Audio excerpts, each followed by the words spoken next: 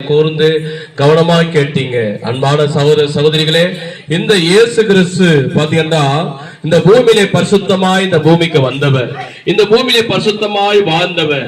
இந்த உலகத்திலே பாவம் செய்யாதவர் யார் என்றால் இந்த இயேசு கிறிஸ்து ஒருவர் மட்டும்தான்.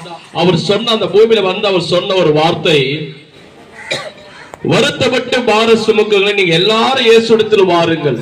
இந்த இயேசுவை நம்பினால் விசுவாசித்தால் என்ன கிடைக்கும்? உங்களுக்கு பாவ மன்னிப்பு கிடைக்கும். இந்த இயேசுவை நம்பினால் விசுவாசித்தால் உனக்கு என்ன கிடைக்கும் என்றால் சமாதானம் உனக்கு கிடைக்கும்.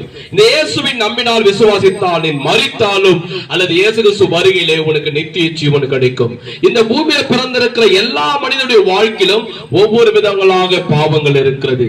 ஆனா ஒவ்வொரு மனிதனுடைய வாழ்க்கையிலே பாவங்கள் இருக்கிறதால வேதம் சொல்லுகிறது, பாவத்தின் சம்பளம் மரணம், பாவத்தின் சம்பளம் மரணம். இன்னைக்கு செய்தியில நம்ம பார்க்கிறோம், இன்னைக்கு சில பேர் சிகரெட் பிடிக்கிறாங்க, இன்னைக்கு சில பேர் பாத்தீங்கன்னா பாக்கு போடுறாங்க, சில பேர் ஆன்ஸ் போடுறாங்க, சில பேர் கெஞ்ச அடிக்கிறாங்க, சில பேர் வேசித்தனங்களை செய்கிறாங்க, சில பேர் ஓரின சேர்க்கையின் பாவங்களை செய்கிறார்கள். இன்னைக்கு செய்தியில நம்ம பார்க்கும் போது இன்னைக்கு பணத்துக்காக பொருளுக்காக ஒரு மனிதனை கொலை செய்கிறார்கள். இப்படிப்பட்ட உலகத்திலே இன்னைக்கு கேட்க முடியாமல் பார்க்க முடியாமல் இன்னைக்கு பயங்கரமான தீமைகளும் பாவங்களும் அக்கிரமங்களும் உலகத்தில் பெருகி கொண்டே வருகிறது. ஆனா பாவத்தின் சம்பளம் வேதம் சொல்லுகிறது மனிதனுக்கு மரணம்.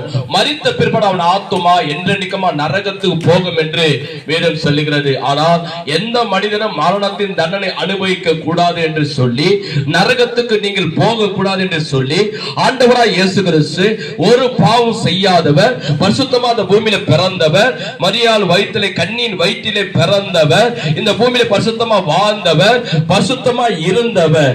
அப்படிப்பட்ட ஆண்டவராய் இயேசு கிறிஸ்து ஒவ்வொரு மனிதன் கையினாலே சிகரெட் பிடிக்கிறாங்க, பாக்கு போடுறாங்க, இந்த கையினால ஆன்ஸ் போடுறாங்க, இந்த கையினால கெஞ்ச அடிக்கிறாங்க, இந்த கையினால மனைவி அடிக்கிறாங்க, இந்த கையினால ஒரு நகையை திருடுறான், அந்த கையினால கொலை செய்கிறான்.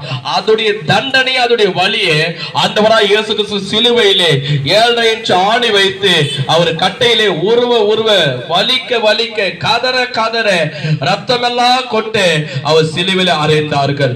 ஒரு மனுஷனுடைய வார்த்தை பாருங்க, இன்னைக்கு வாயை திறந்தா இன்னைக்கு ஏதாவது ஒரு சின்ன தவறு பண்ணிட்டா கெட்ட வார்த்தைகளை பேசுறாங்க, அசுத்தமான வார்த்தைகளை பேசுறாங்க, கொச்சையான வார்த்தைகளை பேசுறாங்க.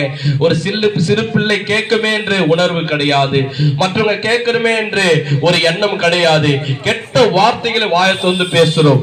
ஆனால் பாவம் செய்தது மனிதன், அதோடைய தண்டனையை, அதோடைய வலியை, அதோடைய வேதனையை வேதம் சொல்லுகிறது இயேசு கிறிஸ்துவுடைய கன்னத்திலே ஓங்கி அறைந்தார்கள்.